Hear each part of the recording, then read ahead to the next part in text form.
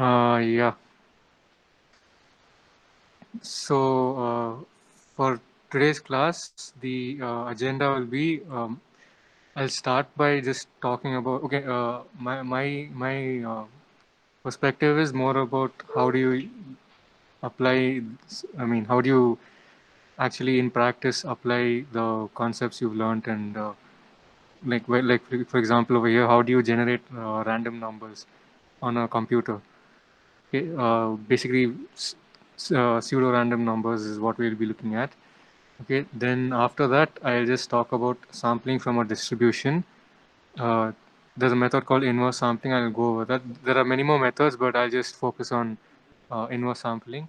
And there's a Python code also. I'll just show you the Google Collaboratory Notebook. I'll explain the code also for a few people who wouldn't know it. Then yeah, I'll just brief over what central limit theorem is. I'll just talk about Monte Carlo integration, which is another probabilistic method to integrate some functions, numerical integration basically. Okay, again, there's a Python code for that. I'll just talk about it and then I'll just end the talk. Okay, so it's a short class for today. Yeah. Okay, so the first thing is talking about generation of random numbers. Okay, so basically, there are two ways you can generate random numbers on a computer. One is by employing physical phenomena, like for example, the atmospheric temperature and pressure in some area. Okay, you can use that when like you know that the temperature and pressure keeps changing with time, right? So you could use that temperature and pressure itself. I mean, that temperature and pressure itself as a sample from. I mean, you can just measure the temperature and pressure and then take that number as the random sample that you want to generate.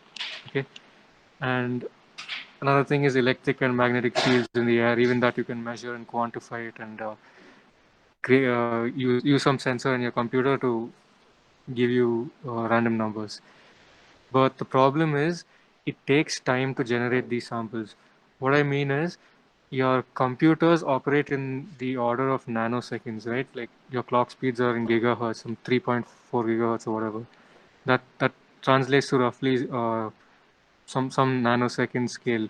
So in this time frame for a computer, if you have to wait, I mean, if you're trying to generate random numbers and run a code quickly, the temperature and pressure will not really change much within 1 nanosecond, right? So because of that, your samples you generate will not exactly be random. It will be the same pressure and temperature for the entire sequence. So it's not really a viable option if you want it quickly. Okay, and also you could say that you could probably store a sequence of you could conduct an experiment and then store samples, but then how much you would need like a lot of memory, right? You don't know if you need only 10 samples, your computer might be storing 10 billion samples, so that will be kind of inefficient. So this physical phenomena, if you're relying on physical phenomena, the problem is that well it's not really scalable or it cannot be sped up. Okay, so what we do is we come up with some computational algorithms. I'll just talk about two computational algorithms. There are actually many computational algorithms. I'll just talk about two and show you how it works. Okay, so this is not because it's an algorithm. It's not going to really be exactly random. It will just appear random. That's why it's called pseudo random. It is pretty quick because it's an algorithm, so it doesn't really rely on anything else other than just computer hardware. Okay, so you can generate long how many like however long sequences you want you can generate, and it'll look like it is random. So it works for many applications. Also, there's something called a seed in these in these computational algorithms, these pseudo random number generations. So what that seed is basically the okay. Okay, I'll actually go on towards the algorithm and then you'll understand better rather than me talking about it here. Okay, so yeah, it's not rate limited. Rate limited in the sense that like in the physical phenomena, the uh, the rate of change of the physical phenomena is what limits your random number generation. Like if it does not vary quick enough, your computer will have to wait and slow down its operations for it to actually, I mean, the computer has to wait for the phenomena to change to get the next sequence, right? So this is not rate limited because it doesn't depend on any physical phenomena. However, if you want, you like, okay, I'll just talk about the next slide. Sorry. Yeah. What is this? Yeah. Okay. So one simple algorithm is called the middle square method. It was developed by von Neumann. So he had, there was one top secret CIA mission that was going on during the World War II called the okay, I forgot the name, but basically it was a top secret mission, and for that he had some algorithm and he needed some way to generate pseudo random numbers, but he couldn't really measure things and then store it in his computer because his computer had very limited space. So he came up with this algorithm to simulate random numbers. So what the algorithm is you take some number ABC, okay, you square it, you'll get some other number EF. Okay, ABC is like a 3-digit number. Uh, yeah, okay. ABC is a 3-digit number. You square it, you'll get 4 digits or how many ever digits. Okay, so out of that, you take the middle 4 digits F and G, and you use that as your first random number. Then you take Fg and square it, you'll get Hij. You take Ij as your next random number, and then you square Ij, and so on and so forth. So this is a pretty simple method, but it does have drawbacks. For example, if I'm looking at 4321 as the initial starting point, this initial starting point is what is called the seed. Depending on what this initial starting point is, the sequence of random numbers I generate the sequence of random numbers will always be the same. If I take 4321, no matter how many times I rerun the algorithm, the sequence of random numbers I get will always be the same, right? So this seed is that, okay, it's basically the starting point of your computational algorithm to generate pseudo random numbers. Okay, so here in this case, the seed is 4321. So 4321 squared is this number, and the middle 4 digits are 6710. So the first guy in the sequence is 4321. Next guy is 6710. I square this, I get this number, and the middle is 0241. So I get random sequence is 4321, 6710, 0241, and so on and so forth. Okay. So the hello, am I? I mean, is everyone understanding Yeah, whatever I've yeah. just spoken? Right. Okay. Yeah. Actually, one question is there. Like you started with the Yeah. four Yeah. digit, no here. Yeah. Okay. Yeah. It should actually Yes. be a 4-digit number. It doesn't have to be three, but it can be how many ever digits you want. Yeah, This. yeah. But after squaring, we have to take the that number also. Like here is the four digits, so we have to take out the four digit from the middle of Ah. the square. Correct. If it was five, then we have to take out the five digits, right? 5. Yeah. Something Yeah. like that. Yeah. Okay. Yeah. Okay. So the drawback with this method is as follows. For example, if you take the seed as 2916, it'll give a period of 4. What I mean by that is, you take 2916, square it. Whatever after you square it and take the middle for numbers, you'll get 5030. Then you square 5030, and whatever number you get, take the middle number, you get 3009. So these are the sequences, but eventually, if you see in the fourth, after the fourth step, you go back to 2916 again. So this is a kind of useless pseudo random generator because it's actually after every 4 digits it repeats itself. So I mean, the this the period over which the pseudo random sequence repeats itself is called the period. So here it's 4, and there are such. I mean, there are better algorithms which gives longer periods. You would like for the period to be very large because uh, I mean it'll be useless if it's pretty short like this, right? So yeah. Okay. Also, one more thing is in this particular algorithm, if anywhere in the sequence the middle 4 digits or middle digits are all zeros, then your algorithm will get stopped. Then whatever numbers that follow will always have a period of 1, because 0 square is always going to be 0. So again, it can get stuck like that. And the other problem is, okay, this I'm not going to go into the details. I haven't really been able to find too much information about this, but basically for this particular algorithm, this is called the middle square method. You can look into it if you're interested, but it is not possible. Okay, the middle square method with a seed length which is equal to 4. I mean, the number of digits here is 4, right? So for any middle square method with the starting with 4, it will not be possible to generate a period of more than 4096. Okay, so I mean, period as in like the repetition. It'll always repeat within 4096 numbers. So this is how exactly what the details are to show that it's 4096. I've omitted it, but if you're interested, you can take a look at it. Okay, so another one which is like the foundation stone for all the modern pseudo random generator is the linear congruential generator. Okay, so this one lays the foundations, and out of this, many other algorithms have come up.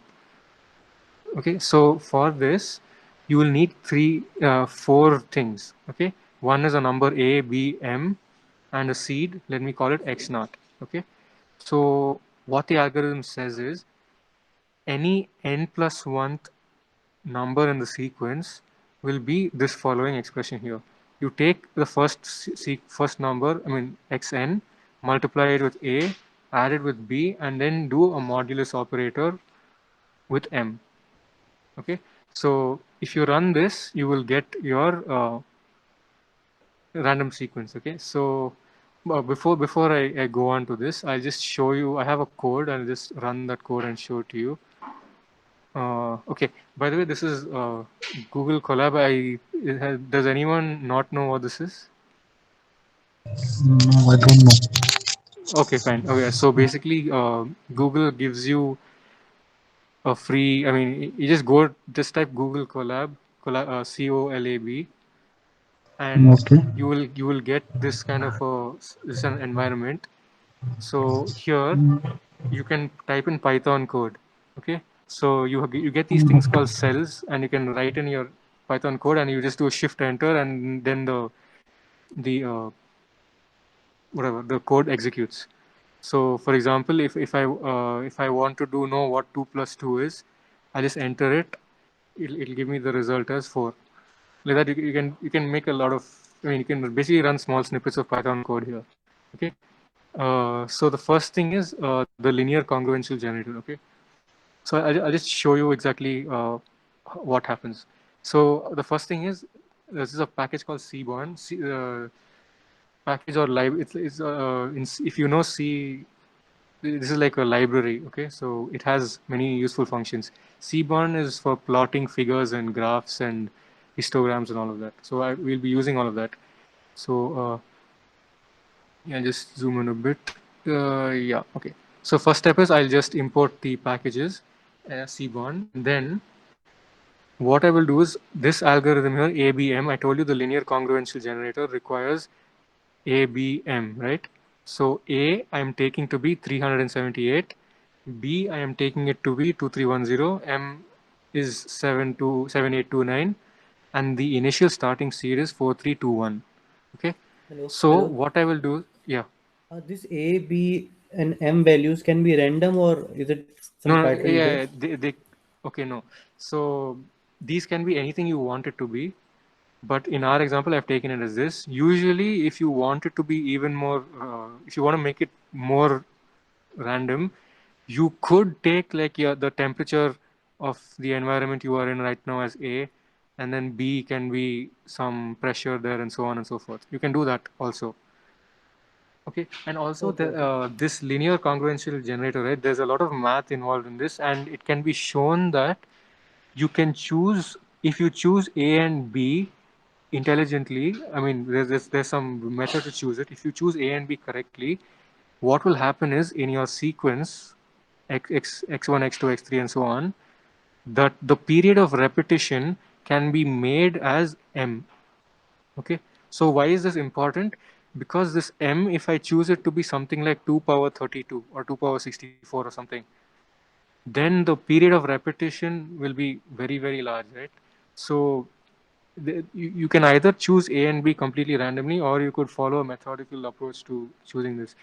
So yeah, this is just a simple linear congruential generator. So here it would make sense to just choose A and B such that the period is pretty large, or the period is m. Okay. Also, just note one more thing here. If I think I could. Uh, okay, just 1 second. I'll just need to write something. So, where is-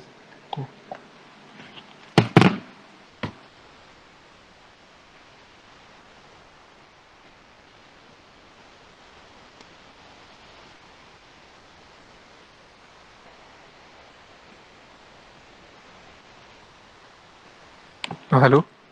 So I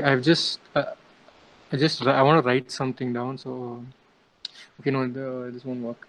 Wait.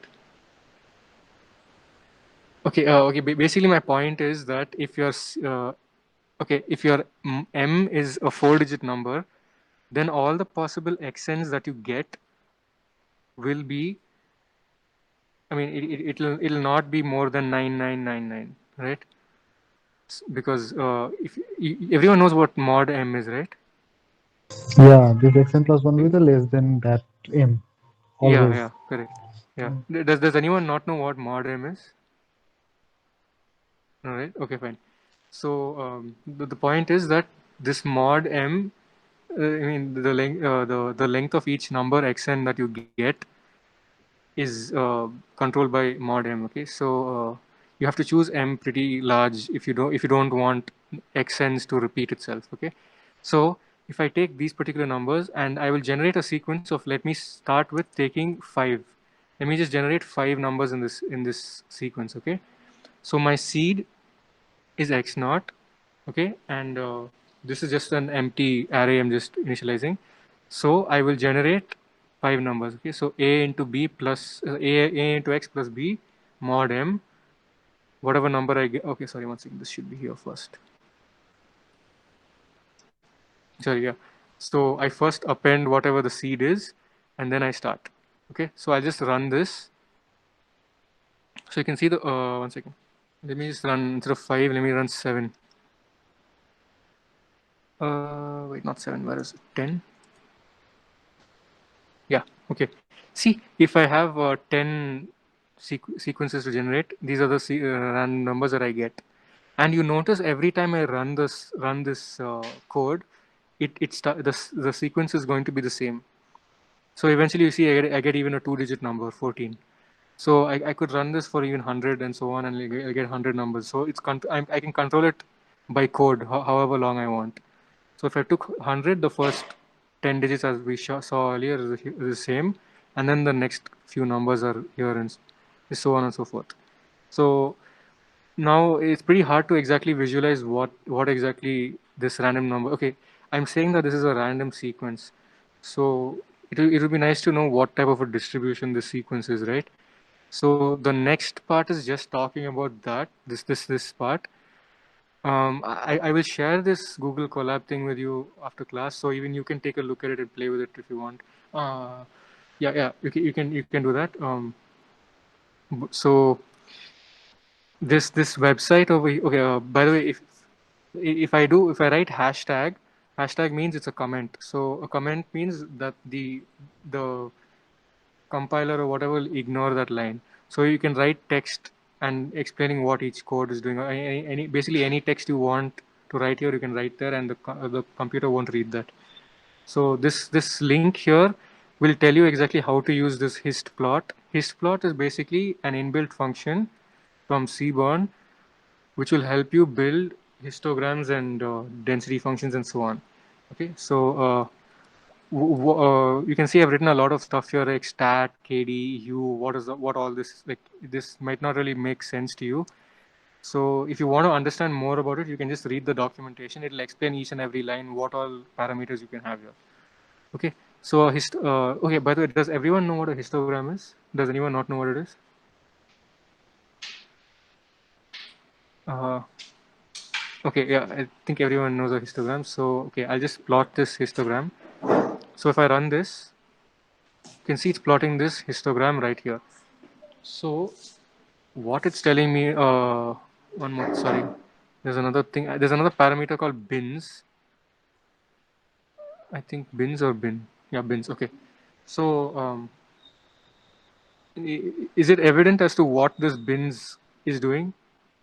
Does anyone not understand what this is what's happening? If like look, if I keep bins as 20, this is the histogram I get. If I keep bins as 70, I will get something like this. So basically, it's telling me for the histogram plot, what are the ranges of values from the minimum. Okay, the minimum number. I just min of x, print min of x, max of x. So class. I taking class. Yeah. Okay, so okay, I'll just print the minimum and maximum values. So the histogram, the way it works is it first looks at the minimum value in your sequence x, and then after that it'll take in bins of size 70, and then keep incrementing, and so all the way up to the max number in your sequence 7767 here. So within these bins, it counts how many numbers fall within it, right? So if I keep my bin as 10, it'll keep counting. Okay, I'm explaining the histogram. I think everyone knows this. So yeah, okay. So basically, bins controls the width of your histogram bins, right? So yeah. Uh, okay. Now going back to this. Yeah. Okay. So yeah, like I said, if you choose A, B, M, and the seed correctly, it can result in a period of M. And if you choose M as large, 2 power 32, it can result to sequences that repeat after very long. Okay. So yeah. Now let's talk about generating a uniform random let's talk about generating uniform numbers in the range 0 to 1. Okay, continuous. I mean, nothing is really continuous in computers because there are. I mean, okay, we'll not exactly generate a uniform distribution. We'll generate a uniform-ish distribution. The reason being there's finite memory in computers, and there are uncountably infinite numbers in 0.1, and also the precision is infinite, so you can't really get proper. I mean, you will not exactly be able to represent every single number between 0 to 1. So whatever you get can be an approximation to a uniform distribution. So the way, okay, now let's assume that our computer has only 4 digits of precision after the decimal place. So like that means basically 0.1234 is the, I mean, there are only 4 places after the decimal place that it can store. Then if you want to generate your oh sorry, one second, I completely forgot to show you one more thing.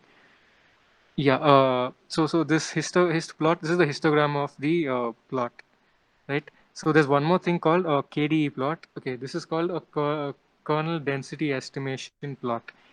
Looking at the histogram of the sequence that you give it, this KDE plot tries to approximate the PDF of X. What I mean by that is it applies some smoothing function and linear interpolation. Does everyone know what interpolation is? Interpolation. Does anyone not know what Yeah. interpolation is? Okay, fine. So this KDE plot will basically run an interpolation, and it will come up with numbers in between which are not there in the sequence. So you can approximate your continuous distributions using this interpolation. So it uses that, and it uses some smoothing functions and so on and so forth to try and approximate the density. So if I have done this linear congruence generator. I've created this linear congruential generator, and I've gotten a sequence x, which is of length. Okay, let x is 100 is too small. Let me take more samples, and I don't want. Okay, if I do this hashtag, it'll comment this print statement, so I won't print out all the digits. Instead of 100, let me take 10,000 samples. Okay, I don't want to print all the 10,000 samples and get a very long sequence, so I'm commenting it, and I don't want to print it. Okay, so oops, a second, yeah. So it has generated it, and now if you yeah, and we can put another code cell in between like this, and then you can just, if you press X here, it'll print out all the numbers in X. If you write X dot shape, it'll show you the shape of len. It'll give you the length of this sequence. So you can see I wanted 10,000 samples. The length of the samples that I have is 10,000. So it worked. Okay. So now I don't want to print the min and max of it. I'll just show you the KDE plot. So this KDE plot has approximated the distribution. So this, whatever this shape is this looks kind of like, what does this look like to you, this distribution? Anyone? Uniform something. Yeah, uniform between what and what? 0 to max. Yeah. Yeah, 0 to max. Min to max. Min to max. Yeah. So, okay, could you just tell me what should I do to bring this between 0 and 1? Divided by maximum value. Yeah. So what I will do is I will just do x. Okay, let me call this small x. And let me plot small x. So let me define small x as capital X divided by max of x, and do this. If I do, oops, what? Oh, okay, this is a data type problem. So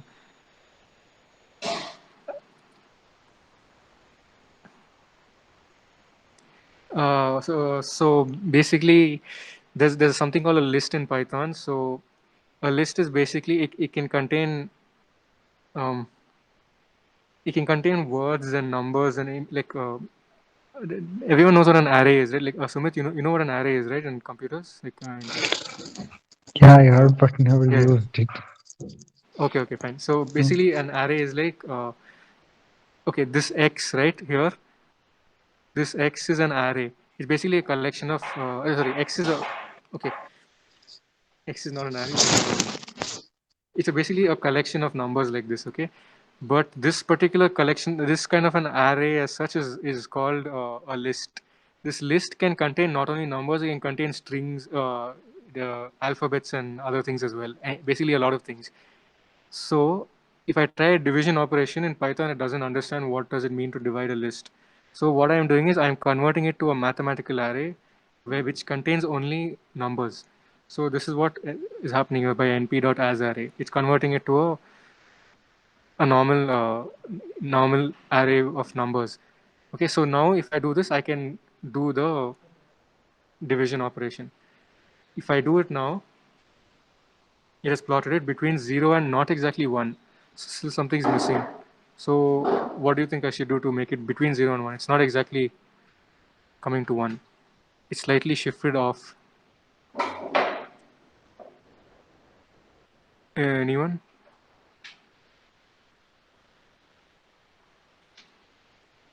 Can everyone see the? Okay, I don't think it's visible. If my objective is to obtain small x between 0 and 1, given that capital X is between 14 and 8,000 something. You have told me that if I want to make it between 0 and 1, I should take this capital X, which contains digits between 14 and some 8,000, and divide it by 8,000, some maximum value. But if I do that, if I look at the minimum value of X, sorry, if I look at the maximum value of x, it's going to be greater than 1. Oh, it's 1. Oops, sorry. Yeah, okay, never mind. Yeah. Okay, this actually has worked. Okay, forget whatever I just said. Yeah, this worked. Sorry. Yeah, it's worked. Okay. So yeah, basically this is histograms and densities. You can also try it out with different functions, and if you have data sets, you can probably use these to plot histograms and stuff. Okay, yeah. So getting back to this, yeah. So yeah, basically, yeah, you divide it by the max number, and then you can get numbers between 0 and 1. So this is how you generate uniform random numbers between 0 and 1. Okay. So yeah, I think that's about it. Okay. Now I'll talk about inverse transform sampling. So this method is basically a way to create random numbers. Okay, we now right now generated something which is uniform. What if I want some random variable distributed exponentially? How do I go about doing that? So this is one method by which you can do that. This method requires that you know the cumulative density function equation, and not only that, you also know the inverse of the CDF. You need to know basically the inverse CDF. That's why it's called inverse transform sampling. So the cumulative distribution function, if you notice that it is always positive and it is non-decreasing. So because of the fact that it's non-decreasing, an inverse exists. So since an inverse exists, all CDFs can be invertible. Okay, so now let's look at an example. Given that we have a uniform pseudo-random number generator, PRNG, let's try and generate samples of a normal distribution. Okay, so that is, we have some random number generator which has a PDF which is of this shape. We want to generate a PDF of this shape given by this equation here. So how do we go about doing that? We know that the CDF equation is given by this integral. Okay, this this integral, it can be written in terms of the ERFC function and stuff. So I'm not going into how I plotted this, but basically, yeah, you can. This integral is not. There's no closed form expression for it. Okay, so if you do want to approximate this integral, it is possible to numerically do it, and how to do it, I'll talk about it in the Monte Carlo integration later on. But yeah, so this is the CDF equation. So the CDF of this Gaussian curve, a normal here, is this, and it looks like this black curve here. Okay, so now if you look carefully, we have a uniform random number generator. Okay, so I'll just give you the intuition behind inverse transform sampling. You can look more into the theory if you're interested, but the intuition is as follows. What we do is we look at the interval between 0 and 1. Notice that the CDF will always, the output of the CDF, I mean capital F of x, will always lie between 0 and 1, right? So what we do is we look at the interval, the range of the CDF, 0 to 1. We will generate uniform samples. That is, we will randomly sample and pick points between 0 and 1. Okay, I should put some graph later. Okay, yeah, okay, no, let me continue. We will randomly sample points from 0 to 1, and we will compute the inverse, and we will get the result. Okay, so if you want to understand why that intuitively makes sense, let's look at this range over here for this particular curve itself. Between -2 and 2, you can see that the slope is pretty steep here. After 2 and before -2, the slope is kind of gentle. So if you notice, if I pick any points in this range here, in the middle range, where the slope is very, very steep, you can see it all, the place where it's very, very steep occupies most of the entire range from 0 to 1, right? The red part. Yes, So yes. if I randomly generate points between 0 and 1, equally weighting everyone, that means I don't discriminate between any points between 0 and 1. I equally bring everyone. You can see that within this red range, most of the points will anyways fall, right? So if most of the points anyways fall here, you can see if I take the inverse image of it, most of the points will actually lie within this red region, right? So I mean, and same thing over here towards the end for all the points greater than 2. If you look at the red part of this the range, all the numbers from here, the inverse will lie somewhere over here. So because the region itself is very, very small, it's very unlikely to get many points here. So in the end, the number of points that fall here will be very less. Same thing which happens over here at the left. The number of points that I get here are going to be very less because the area over here is also pretty less.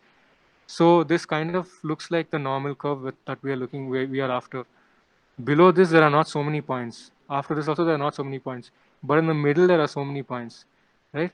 So that's basically the intuition. Okay, so you can look more into it if it's still not clear. But for example, here, let me just pick these points here uniformly. These are almost equally spaced. If I do the sampling, I'll get something like this. Most of the points have, if you notice, most of the points are within the middle part and the other extremal points are here. So if I plot the histogram of this, it'll be concentrated around the center more than the ones on the left and the right, right? So that's why this is the intuitive explanation for as to why this inverse transform thing works. Okay, yeah. So the method is as follows. What you do is you first generate some uniform numbers between 0 and 1. We already have that uniform random generator ready. We then compute the inverse fx inverse of x. Okay, we have fx of x, we compute its inverse. Then we set the points x. So x is the new, suppose we want a normal distribution. We say that this x is distributed normally if we, oh, sorry, this should be x here. I made a typo. 1 second. This should be x. Yeah. Yeah. So basically, yeah, we just compute fx of x and we just set.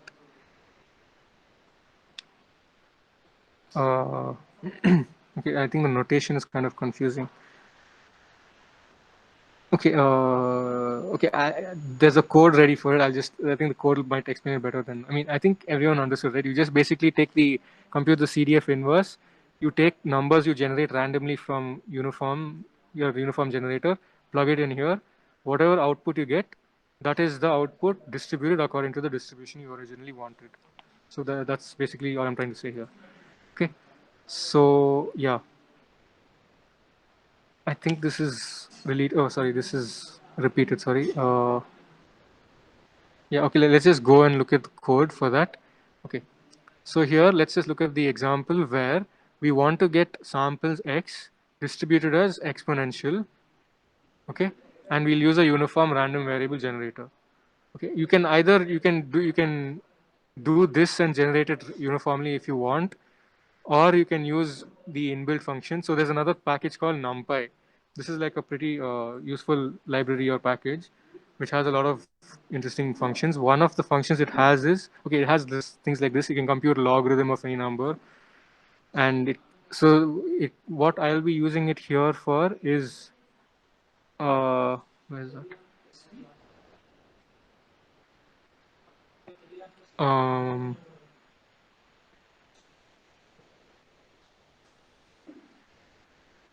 1 second.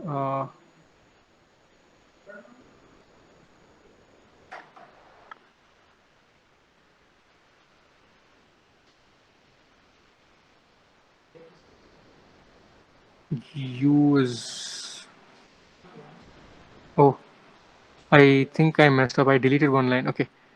Let's see if it still works. I think I've accidentally deleted one line. Okay, let me start from the code in the beginning and just talk about. Okay. So basically, I've defined first let me consider lambda as 1. Okay. So basically, I'm trying to plot an exponential distribution. I'm trying to approximate an exponential distribution of parameter mean 1. So now if you can compute the CDF of this, you will get 1 minus e power minus lambda x. If you compute the inverse of this, inverse of the CDF, that is basically x is equal to what? You will get log of negative log of 1 minus x by lambda. Okay, so this is all this function does. You put in any scalar or vector or array over here, it will return an array or a scalar of this. Okay, so I would want to generate 1000 points. Okay, so first what I will do is I will just plot the the PDF of exponential distribution. Okay, so if I plot this is what it looks like. One second. Yeah, okay. Oops. Hmm. So how I plotted this is I between the sorry.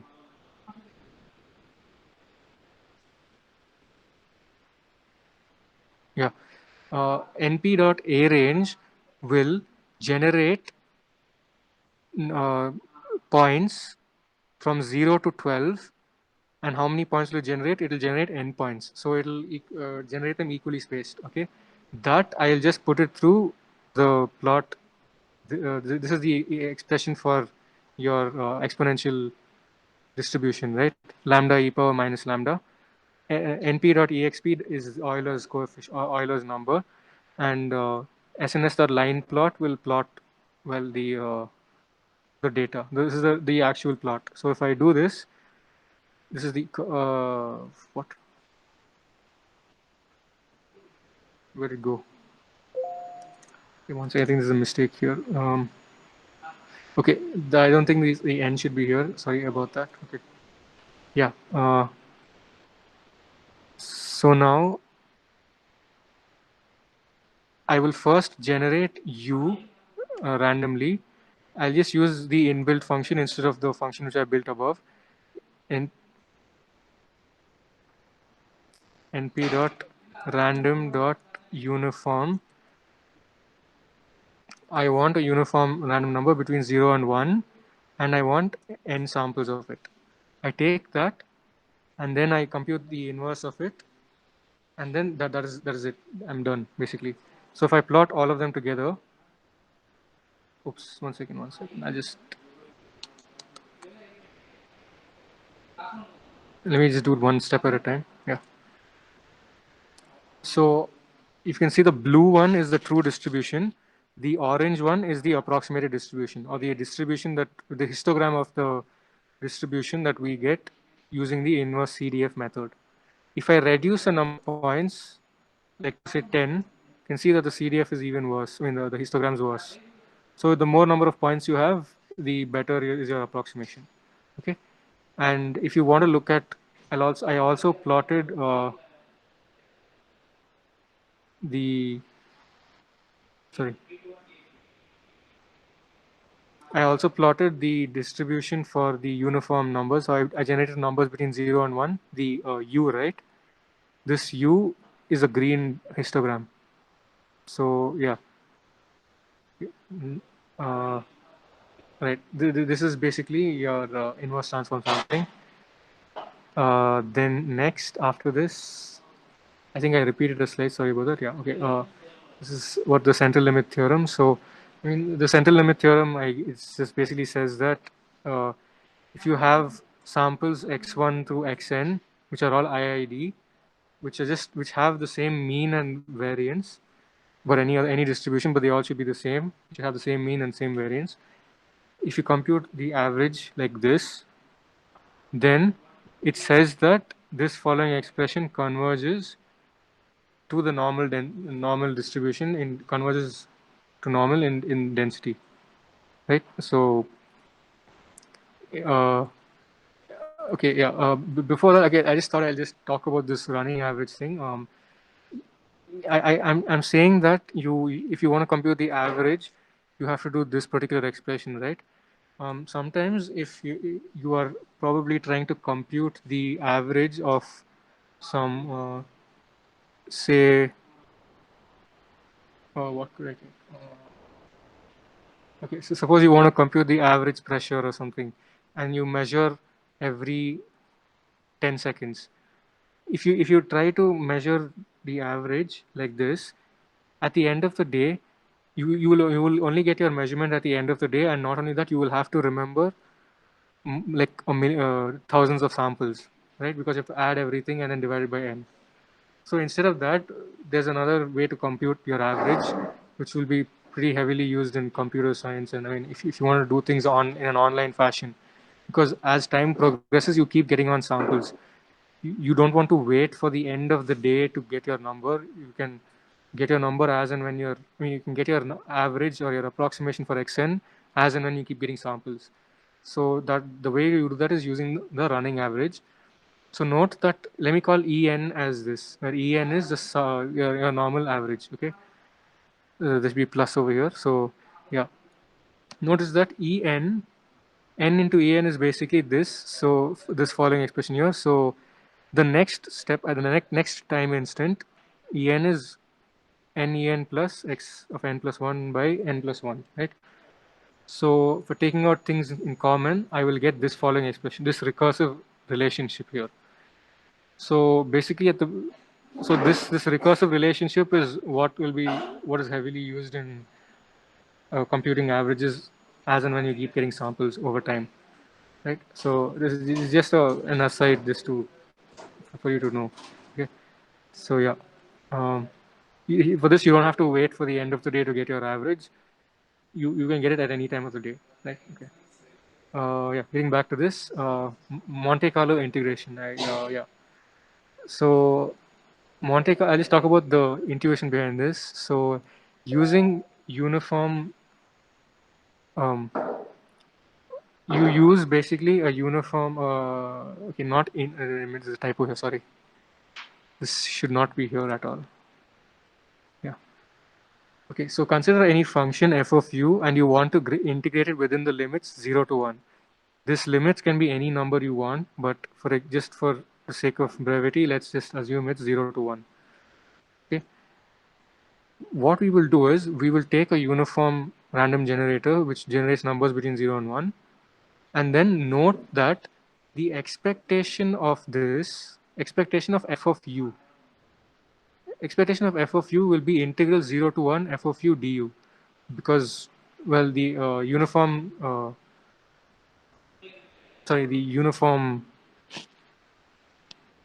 PDF. Yeah, sorry, the expectation of a uniform random variable is basically this, right? So yeah, then we can yeah.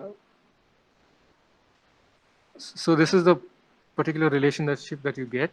So now, if you want to sorry, 1 second. Yeah, if you want to compute the expectation on the left hand side, basically you want the right hand side now, right? Because I'm saying you want to integrate a function f of u. So if you want to approximate the left hand side, you can do it in another way by using this method, right? So by the law of large numbers, if u is uniform, as n tends to infinity, or for very large n's, this expression here will eventually converge to the true expectation of u, right? So similarly, instead of having u here, if you have f of u1, f of u2, f of un, and so on, you will get expectation of f of u, right? By the law of large numbers. So that is what Monte Carlo integration basically employs. So just to show you the code for this, this is the code here. Okay, so Oops, one second, not this. Yeah, this is a Monte Carlo integration code. Okay, let me try to integrate first. Okay, let's not just do this. Let me just. Yeah. Okay. So let me first integrate x squared between the range 0 to 1.